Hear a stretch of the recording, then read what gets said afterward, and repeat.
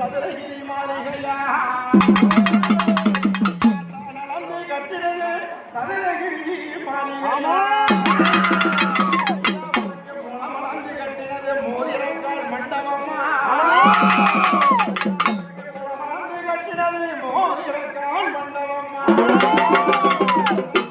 நடந்து கட்டினது 108 கால் மண்டபம்மா